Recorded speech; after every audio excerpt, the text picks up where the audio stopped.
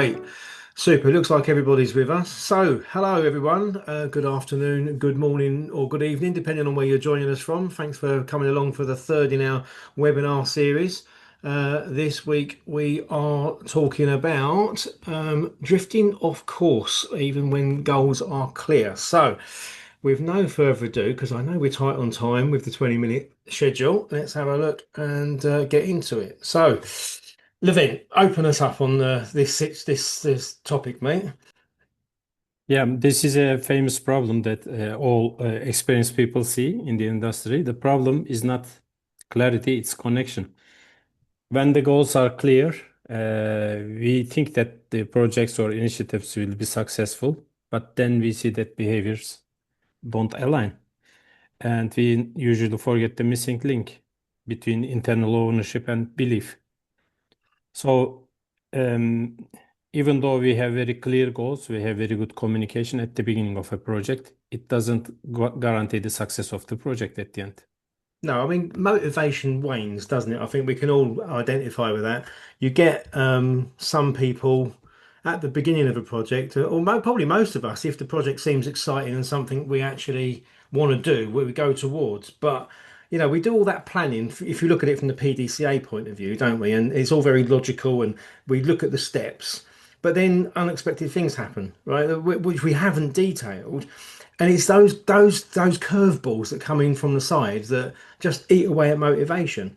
But I think that's, again, for me, that's why, I mean, we're here to talk about BTFA and start making that link for people. That's why it helps, right? Because if you've got that, I don't know, emotional maturity, that development that comes with PDCA, with BTFA, then you get to improve their capacity to deal with those changes, the unexpected coming along that upsets us and changes that, well, from our point of view, chemical state in our brain, but motivational levels, all right? Mhm. Super. So, sorry, I'm admitting people while I'm looking and clicking the next slide as well. So bear with Mhm. me if it gets a little bit clunky. So go on, mate, over to you. How do we So, get on that? if we look at it in more detail, for example, what's happening in our brain is that we are using our prefrontal cortex to make the decision about how to act about a project or an initiative. But the action for people is not driven only by logic. It's more driven by emotions, memory, and beliefs. So, clear goals often fail to influence behaviors.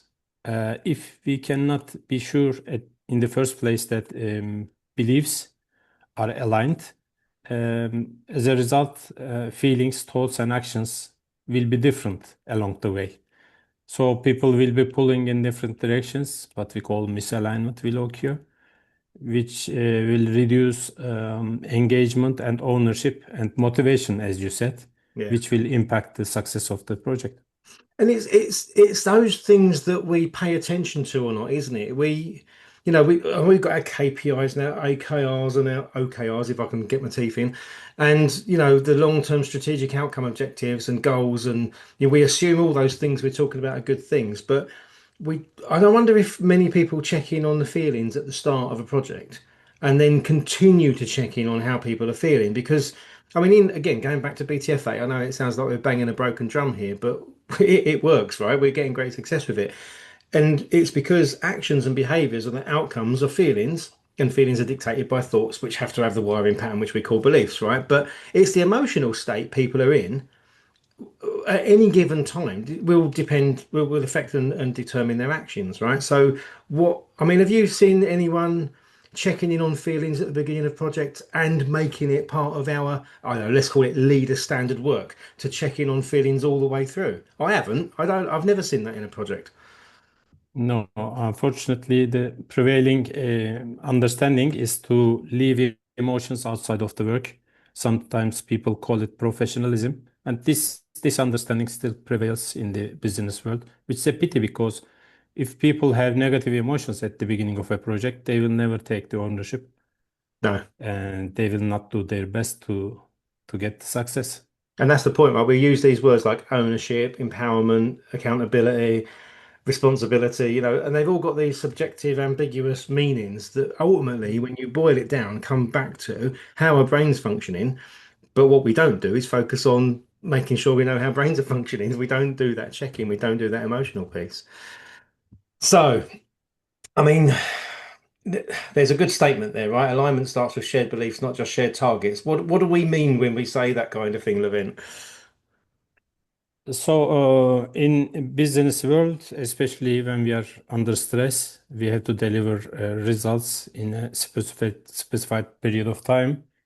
We focus on actions, behaviors, what needs to be done when, and probably how. But we often forget why. And when we miss why, we cannot check if the beliefs are aligned. Let's put it more openly. In BTFA model, we use neuroscience to show that this is the model that our brains use to produce behaviors. Everything starts with beliefs, which is a wiring in your brain, and that wiring fires and produces thoughts. According to what you think, you feel something, and those feelings determine how you act. Without an awareness of this mechanism, we cannot elaborate why people act the way they do. This is what we are trying to say with this BTFA model. Yeah, exactly. I mean, again, I know it's a bit of a stretch for a lot of people to try and pardon the pun, get their heads around this. But if our belief is a wiring pattern and another brain has a different wiring pattern about the same subject, we're not aligned. Can't be, right? Because Exactly. that different wiring pattern fires in different orders, which is our thinking, releasing different emotional responses about the same thing. And if we're not and getting to be on the same page, and we keep it really simple, don't we, mate? We talk about, you know, is the environment, the circumstances people find themselves in, that their brain is designed to defend against and survive efficiently because of the glucose part of it? Are we triggering a towards or an away from response?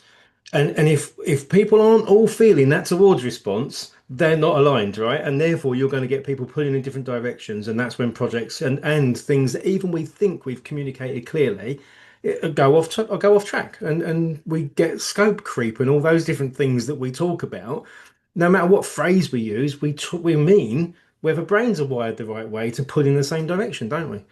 Exactly. In our BTFA model, we always recommend to check feelings, as you said 1 minute ago, before actions. As you see on the screen, just before actions comes feelings. So if people feel negative about the act that you are about to do, they will never take the ownership, and they will not do their best to reach the success. So if you catch their negative feeling at the beginning, you can go deeper to find out what they think about it, and you can realize that they have a different belief about what you are trying to do. Then you can put the difference on the table, and you can start to find a consensus or try to align beliefs. If you Yeah. can align beliefs at the beginning, everybody will act in the same direction. Exactly. And that's what we see with our clients, right? We see people being able to have a conversation about beliefs and feelings because they've got the BTFA framework to talk it through with. And that's when it really starts to become valuable. But yeah, just another one of those subjective terms I want to throw in the pot here, right? Engagement or disengagement. We've got those huge stats out there where we're saying we've got this whole world of people disengaged. But again, we're talking about the same neurological mechanism of shifting chemicals, which means people are defending themselves, trying to survive their environment. And then I don't know, in leadership, we tend to blame people for being disengaged or resistant to change, which we're going to talk about in next month's webinar. But we forget to realize that we're part of creating the conditions that their brains are trying to survive. So, unless we get back to this, I don't want to say root cause because it goes in both directions. We can also act, feel, think, and believe, right? Because we interact with the world. That triggers an emotional response as part of our defenses. We process that, and that changes the wiring patterns in our brain. So we can't say root cause because it's inside out and outside in all at the same time, top down, bottom up, all at the same time, because the brain's a complex thing. But I want to say cause and effect, right? We're talking about the same cause and effect. And cause of human defensiveness and resistance and survival is the environment they're surviving. So unless we consider that environment and choose to create it in the way that works for brains, we're always going to suffer from alignment issues and disengagement and people pulling in different directions. It's so obvious when you see it. It's so frustrating that it's so difficult to explain. But Yeah. Whenever we see BTFA on the screen, we tend to talk a lot about it. So maybe it's better to summarize it. We can say that no human behavior is random. No mm, human action is random. I believe that it is mostly determined. So if you know the mechanism that the brain produces behaviors, you can predict yeah. human behavior also. And this model, BTFA model, provides you this ability. Yeah, exactly. I mean, I often use car analogies and say, you don't think cars just randomly drive down the street. Somebody presses the pedal, right? There's some mechanism behind it that's happening. And there's also all the combustion knowledge about, internal combustion engines and things going on in terms of how well fast that car's going down the street. It's the same for people. You wouldn't just see the outside of a car and judge it for moving. You would recognize that there's somebody inside controlling it. Same for people and brains. So we just haven't got the detail, I don't think, in the science we've had around us for the last 50 years to be able to really, take it on board easily. But again, that's what BTFA is for. It makes it a very complex subject, very easy to integrate and understand and work with.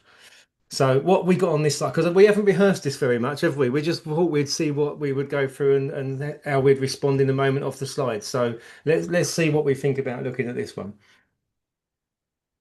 Yeah, we are running this BTFA online course for nearly 3 years, and we also learn a lot from our participants. Some of them say they realized what they were doing mistakenly, and they have improved. Now they are getting good results. Previously, one of them said we were telling them what to do, and nothing were changing. And after now, we tried to shift the conditions in which their brains work. So they started to see why we are asking them to do things like that. That causes a shift in their beliefs, which automatically change their actions and Yeah, do you know, behaviors. I just remembered a really good example of that actually. Guy called William down in South Africa that went through the course. He was head of quality and he had really struggled to get his team to apply 5S to their own environment. And then he asked them, he went through this course and he thought, how can I try and get their beliefs to shift about what good looks like, what's important? And he said, and he went past the local hospital and the sign was broken and there was grass all over growing. So he went into the team and he said, this again, this is why BTFA affects the way we communicate and communicate more effectively as leaders. He said to his team, "Have you seen that hospital down the road?" And they all said, "Yeah, yeah, it looks the right state." He said, "So would you want to get an operation there?" And they said, "Oh no, goodness no." So he said, "Why not?" So he asked a question to engage their brain in rationalization and reasoning.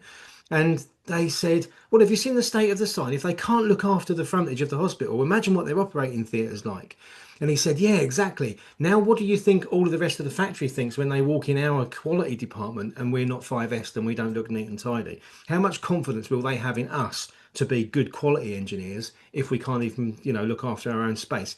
And from that point forward, he said he'd been fighting with them for a year to get them to do 5S. And after that, they just did it naturally. So it comes back down to BTFA, getting that shift in belief, and then you get the actions that follow. But unless we're actually targeting belief, we're never going to get to that point. And most people aren't targeting belief. They're targeting technicalities, training tools. And that's why we have all these issues with change programs around the world, not sustaining. We are, again, I don't want to say root cause, but we recognize cause and effect. Cause is brain function, effect is behaviors, attitudes, outcomes, and therefore action and approach. So, why do we get this drift then? What does this one say? Repetition. Yeah, this page is about a kind of repetition of what we said actually. I'm from Toyota. I worked there for 16 years in several divisions, and I have seen the implementation of Toyota production system in various functions. At Toyota, we strongly believe that the repetition makes the how to say cycle perfect or job perfect, and it becomes your second nature. So you don't have to use your brain; you can use your muscles to do a perfect job according to standards. But now I see that this is possible only in a certain culture. Mhm. It works only in developed Toyota culture. And if you don't have this environment supporting uh, people, um, repetition does not mean adaptation. People may repeat their process for 10 years, 20 years, but when they have a chance, they will tend to change it. So this is the reason why most people don't follow standards if they find a chance to act differently. So if they don't believe it at the beginning, if they don't understand why, and if they don't think it is right, and they will never engage, they will never connect with that reason, Yeah. and they will never take the ownership. So alignment boils down to beliefs.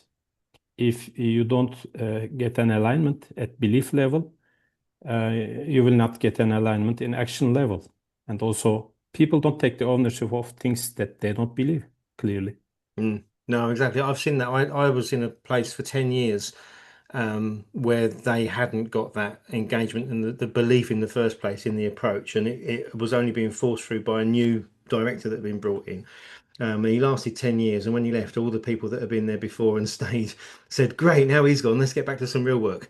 It was, and I think we got the case study we were going to talk because this all links really well into, I think let's just go forward and back. Sorry, no, let's.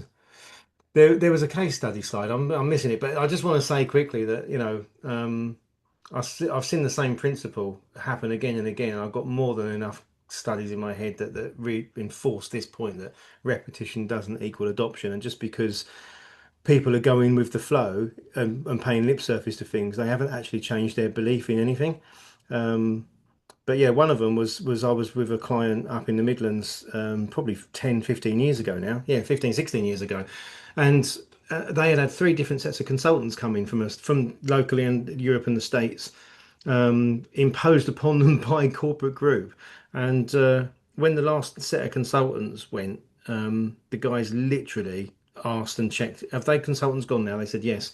I went, oh, thank goodness for that. And they got the five S balls, they ripped them off the walls, threw them in the skip, and said, great, now let's get back to doing something sensible. So you can really, really alienate people. They'll cover it, mask it. You won't be aligned at all, and you won't find out until the source of pressure is gone. And that's not change, right? That's why we talk about change programs failing and falling over, because we just don't get this alignment from the beginning. So, yeah, looking at time and event, we've got 3 minutes left. What are we? Let's talk to this one and then think about a couple of questions before we have to wrap up. Yeah, we have a model called BTFA.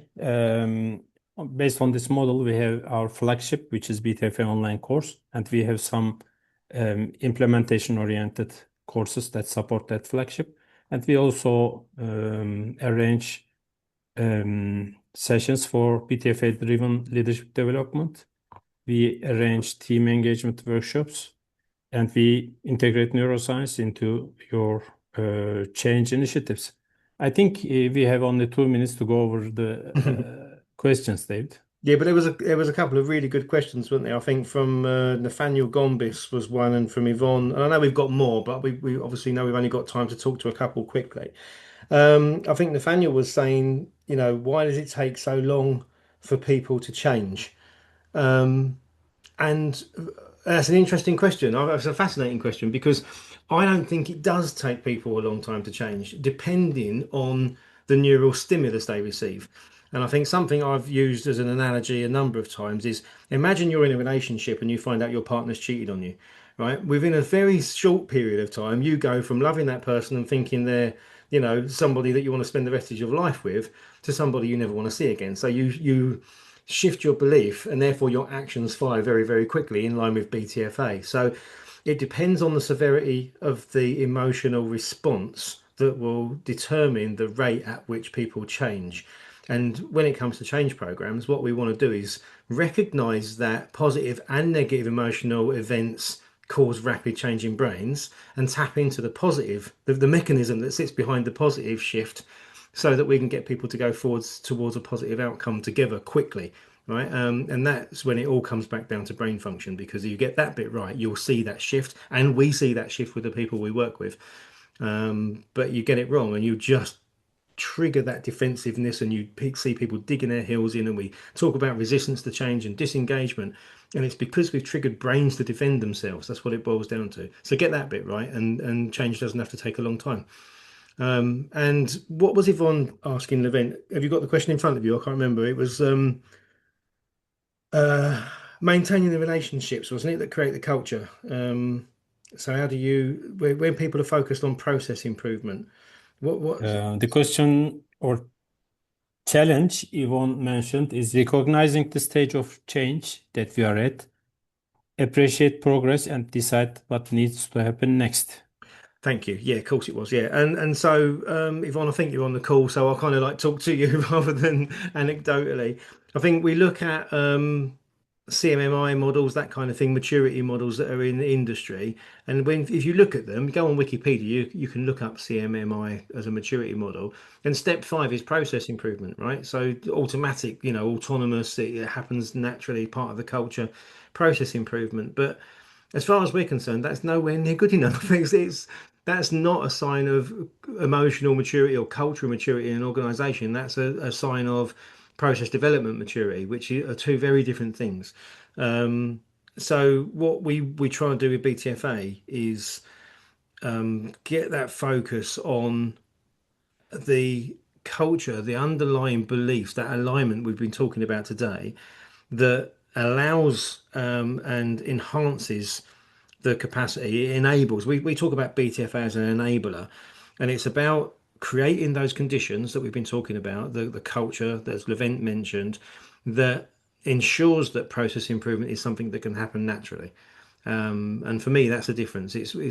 We don't want to try and go through logical PDCA type rational thinking to get to a point where from a compliance point of view, quite often people are doing as they're told based on process, procedure, and policy. We want to get people to a point where their brains are able to innovate because the way the glucose energy is being consumed and utilized in different parts of the brain feeds that collaboration, that critical thinking, problem solving mindset and approach because it just feels natural to do so. That's when process improvements just follow naturally, and you basically create a culture of continuous improvement, which has been that holy grail that everybody's been looking for decades and not been able to find. So hopefully that goes some way to answering a couple of questions. Not very well, and we've gone 2 minutes over time, which is our first time we've run late, I think. So we better wrap up, mate, and say thanks to everybody for their time and attention. Great to see you all. Hope to see you again next month when we unpack some of this neuroscience stuff around resistance. So, thanks everyone. Nice to see you. Over and out from us. Thanks. Cheers, guys. Bye. Seeing the comments come in. Thank you for the compliments. Cheers. See you soon. Right, now I've got to try and find the button and find out how to turn it off because I've got screens open everywhere. Right, see you all. Cheers. Bye.